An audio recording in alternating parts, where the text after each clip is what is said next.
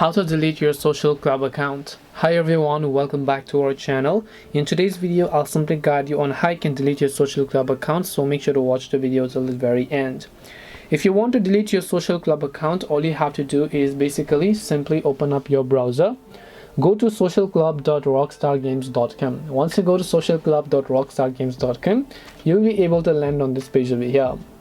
Once you're on this page, make sure that you're signed into the account. If you're confused about the link, I'll make sure to drop them down in the description box as well. And once you're here, you want to just tap the profile icon from the top right hand side of the screen.